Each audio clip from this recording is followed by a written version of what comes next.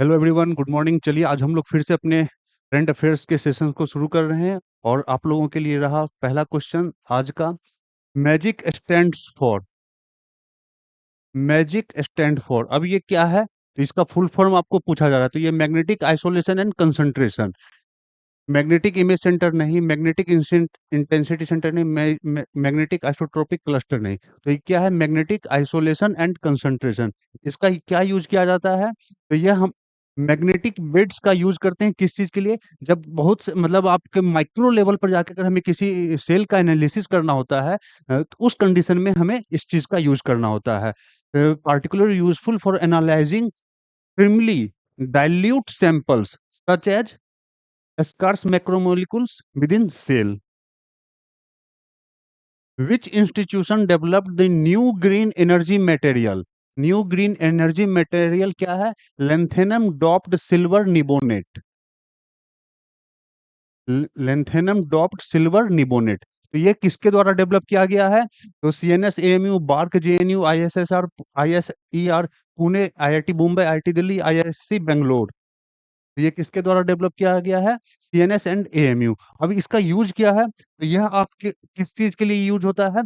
यह enhanced super capacitor performance, मतलब जब हम चार्जिंग डिस्चार्जिंग का जो हमारा प्रोसेस होता है, कोई भी एलिमेंट, कोई भी बैटरी का कंपोनेंट, वहां पर जो चार्जिंग में जो हमारा इलेक्ट्रिसिटी का जो यूज होता है और उसमें से जो हमारी इलेक्ट्रिसिटी लॉस करती है, उस इलेक्ट्रिसिटी को ये क्या करेगा?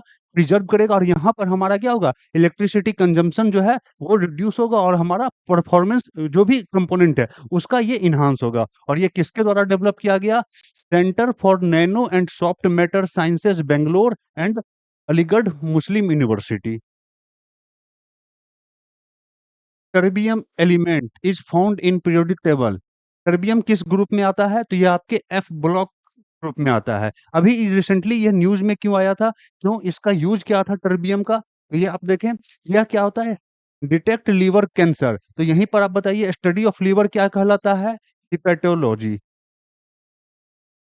यह लीवर कैंसर को अर्ली डिटेक्ट करता है। ये क्या है? रेयर अर्थ मटेरियल है, रेयर अर्थ मेटल है, जिसके कारण ये क्या है? जब हमारा अगर कोई ऑर्गन इस तरह से कैंसरियस ऑर्गन होगा यहाँ पर, तो वो क्या करता है? ग्रीन ग्लो लाइट डेवलप करता है। तो ये आपसे क्वेश्चन इस रूप में भी आ सकता है। और ये क्या है? Insoluble in hydrogen fluoride. In recent studies, in which state the evidence of human existence of pre-हड़प्पन era, pre Harappan era का एग्जिस्टेंस अभी हमें कहाँ मिला है? तो ये हमें गुजरात के पास मिला है। कहाँ पे? कच्छ रीजन में। कच्छ रीजन जो है वहां पर ये हमारा क्या है? प्री एग्जिस्टेंस मिला है। और अर्ली एविडेंस हमें कहाँ के मिले हैं? लगभग 5000 साल पहले, हड़प्पा का जो पीरियड है, टाइम पीरियड, उससे भी पहले का ये हमें मिला है।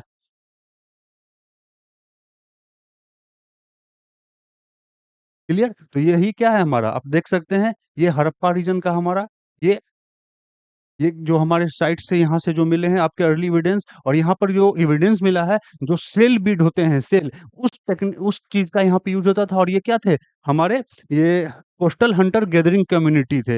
यानी ये कहाँ पर है? ये कोस्टल रीजन वाला एरिया है। और ये कोस्टल में है, कोस्टल रीजन में, तो कोस्टल हंटर गैदर कम्युनिटी में है। और यहाँ पर सील बेड वाले जो भी आपके मिले हैं, आप देख सकते हैं आर्टिफैक्ट्स, ये सब आप देख रहे हैं, ये सील बेड। तो ये यहाँ पे हमें मिले हैं। कहाँ पर? गुजरात के कच्छ रीजन में।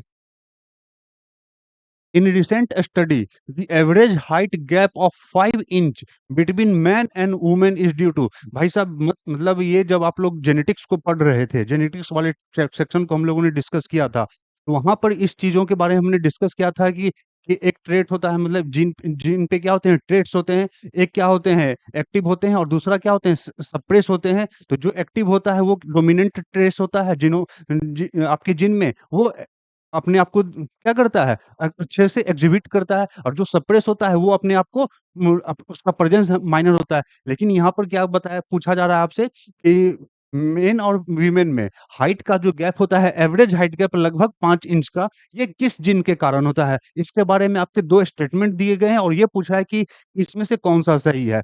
गैप जो हो रहा है किसके कारण? स्टॉक्स जीन के कारण। और दूसरा shock genes are related to sex chromosome. तो ये दोनों स्टेटमेंट सही है। क्यों? क्योंकि ये जो सॉक्स जीन होता है, जो हमारे सेक्स क्रोमोसोम है, वीमेन में XX और मेल में XY, इस दोनों में ये पाए जाते हैं। लेकिन जो वीमेन में जो होता है, इसमें एक दो एक्टिव होता है, दूसरा सप्रेसिव होता है, जिसके कारण यहाँ पर जो इसका नेट रिजल्ट है, वो कम होता है। लेकिन यहाँ पर क्या होता है, इसमें दोनों XY दोनों पर यह पाए जाते हैं, आपके सेक्स क्रोमोसोम के ये जीन, और यहाँ पर ये दोनों का नेट रिजल्टेंट क्या होता है, डोमिनेंट करता है। और यहाँ पर क्या होता है, एक में सप्रेसिव रहता है, दूसरे में डोमिनेंट, जिसके कारण इसका net result compare to male XY, यहाँ से ये क्या हो जाता है, लो होता है, और जिसके कारण जो मेल और फीमेल के हाइट का जो गैप है, लगभग एवरेज वो 5 इंच का जो गैप बनता है, ड्यू टू दिस। तो ये आपको ध्यान रखना है, कौन सा जीन है, सॉक्स जीन, और ये क्या है, किस टाइप का, तो सेक्स क्रोमोसोम से रिलेटेड है। लेना कापरवीर। लेना कापरवीर एक मेडिसिन है, रिसेंटली इन न्यूज, और ये किसके ट्रीटमेंट के लिए यूज किया जा रहा है, cancer, AIDS, Alzheimer disease, malaria. तो ये एड्स के लिए किया जा रहा है, और इसकी खासियत क्या है, यह इंजेक्टिबल है, यह इंजेक्शन वाला है, और यह इंजेक्शन जो है आपको ट्वाइस इन ईयर, मतलब एक साल में 2 इंजेक्शन इसका लेना होगा।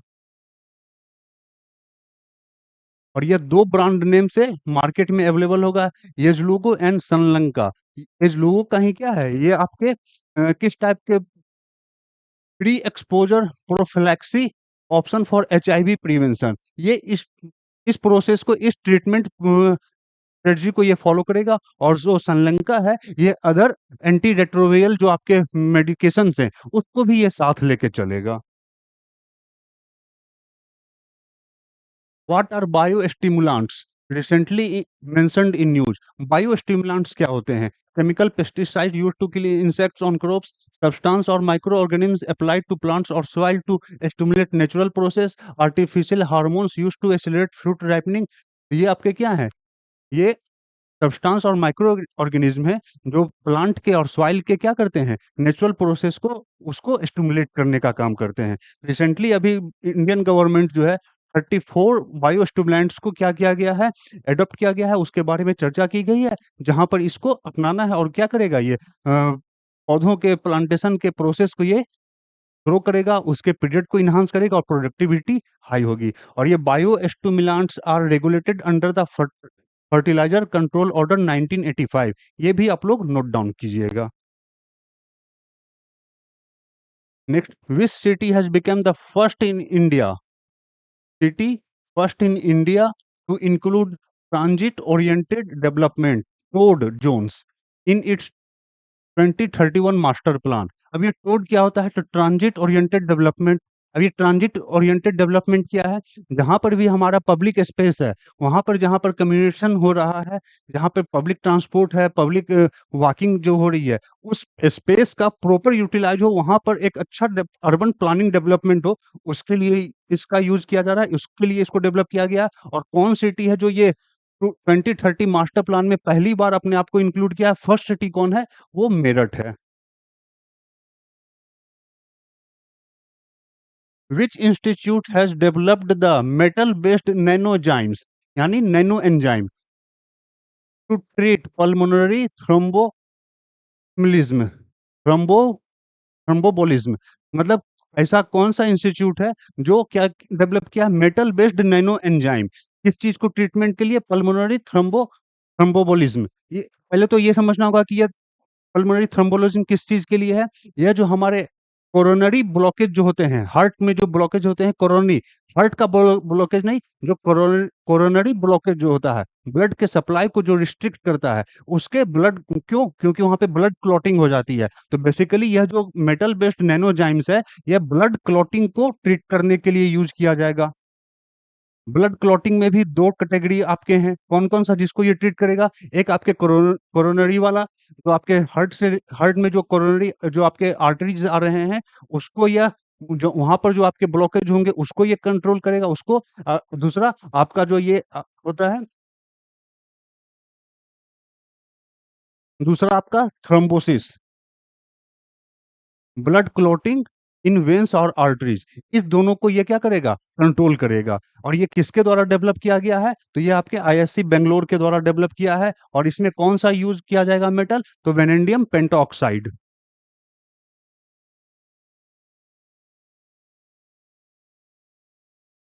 What is एस्टाटाइन, that is recently in news. एस्टाटाइन क्या है, radio active element, traditional medicine, newly discovered drug for tuberculosis, steroid. ये क्या है, रेडियो एक्टिव एलिमेंट। ये आपके बेसिकली हेलोजन ग्रुप के एलिमेंट में ये आता है। और इसका यूज क्या है, आप इसका यूज क्या है, यह बहुत ही ज्यादा क्या होता है, इसका हाफ लाइफ बहुत ही कम होता है। और इसके जितने भी आइसोटोप हैं वो क्या है, हाईली रेडियो एक्टिव होते हैं। यानी यह क्या है, हाईली रेडियो एक्टिव। और ये क्या है, ट्रेस अमाउंट्स में in nature and mainly used in research and medicine. और इसका यूज किस के लिए किया जाएगा, थायराइड कैंसर के ट्रीटमेंट के लिए। What is portulaca Bharat, portulaca Bharat क्या है, that is recently in news. A new variety of fruit नहीं, a new flowering plant species, ये new variety of plant species ये है पोर्टुलाका भारत। ये कहाँ पे डेवलप मिला है, ये जयपुर में मिला है। और इस प्लांट की खासियत क्या है, ये ड्राई और सेमी एरिड एरिड कंडीशन में भी ये क्या कर सकता है, ग्रो कर सकता है। आप देख सकते हैं ये कितना सुंदर प्यारा सा फूल है। क्लियर। और ये और खास बात क्या है ये, और आपसे ये पूछा जाएगा कि ये आईयूसीएन के लिस्ट में ये किस कैटेगरी में आता है, तो ये आपके आते हैं डाटा डिफिशिएंट लिस्ट में। क्यों, क्योंकि अभी ये इंडिया में भी इसका जहां पर प्रेजेंस है, इसके almost only 11 species he found हुए हैं। तो अभी इसके बारे में और जानकारी नहीं है, इसीलिए इसको आईयूसीएन के किस लिस्ट में रखा गया है, डाटा डिफिशिएंट की लिस्ट में। What are true about national sickle cell anaemia elimination mission. बहुत ही अच्छा क्वेश्चन है। और रिसेंट में इस पर क्या हुआ था, अभी हाल ही में डब्ल्यूएचओ ने इस पे एक रिसर्च करवाया था, जहां पर सिकल सेल एनीमिया से जितने भी ग्रसित लोग हैं उसके बारे में ये एक्सपेरिमेंट करने की बात हुई थी।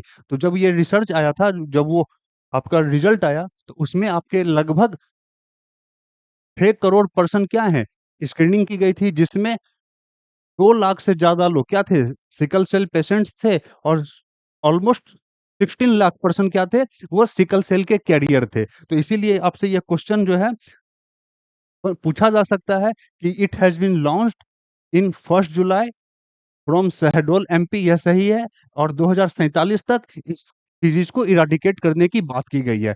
दोनों स्टेटमेंट सही हैं। क्लियर।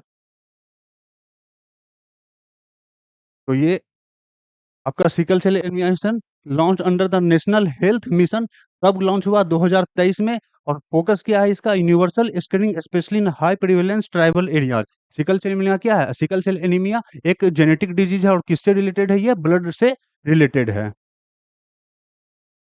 तो इस प्रकार देखेंगे आज भी हम लोगों का साइंस और साइंस से रिलेटेड टेक्नोलॉजी का जो हमारा करंट अफेयर्स का है कैप्सूल सीरीज आज यहाँ पर खत्म होता है। फिर हम लोग नेक्स्ट दिन इस पे आप लोगों के साथ एक नई सीरीज के साथ जुड़ेंगे। Okay, thank you.